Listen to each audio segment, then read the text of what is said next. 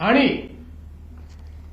या समितीचा रिपोर्ट आल्यानंतरच त्रिभाषा सूत्र त्या रिपोर्टच्या आधारावर या ठिकाणी लागू केलं जाईल आणि म्हणून 16 एप्रिल 2025 आणि 17 जून 2025 हे दोन्ही शासन निर्णय आम्ही रद्द करण्याचा निर्णय घेतलेला आहे।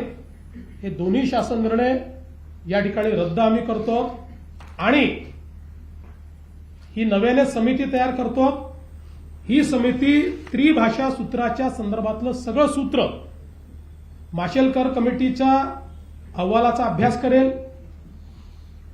ज्या लोकांचं याच्यावर दुमत आहे त्यांचंही म्हणणं ऐकून घेईल आणि त्यानंतर आपल्या विद्यार्थ्यांच्या हिताचा काय निर्णय आहे तो निर्णय या कमिटीच्या माध्यमातून येईल आणि मग तो राज्य सरकार स्वीकारेल आणि त्यानुसार पुढची कारवाई केली जाईल।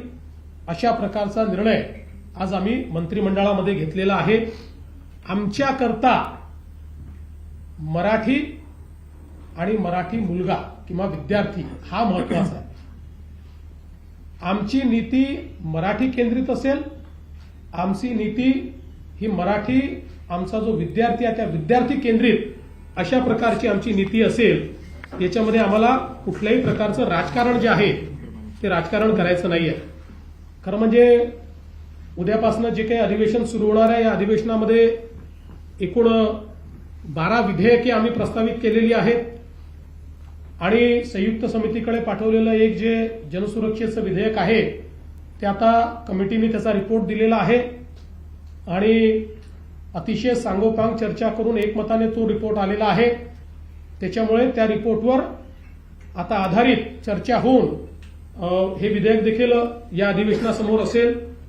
त्यामुळे एकूण जुनं एक प्रलंबित विधेयक, एक संयुक्त समितीचं विधेयक आणि 12 प्रस्तावित विधेयके या सभागृहापुढे येतील।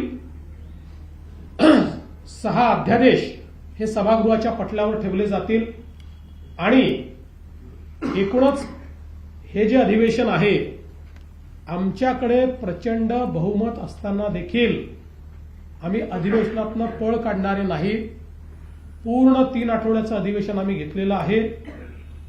आमची अपेक्षा आहे की विरोधी पक्षाने या अधिवेशनामध्ये चर्चा करावी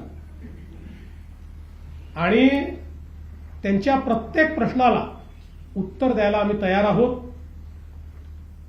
राज्याला विकासाकडे नेण्याकरता आमची महायुती उत्तम काम करते आहे आणि त्या दृष्टीनं या अधिवेशनात आमची पुढची ध्येय धोरणं देखील आम्ही त्या ठिकाणी आपल्यापर्यंत आपल्यामार्फत जनतेपर्यंत पोहोचवू। धन्यवाद। शिंदे।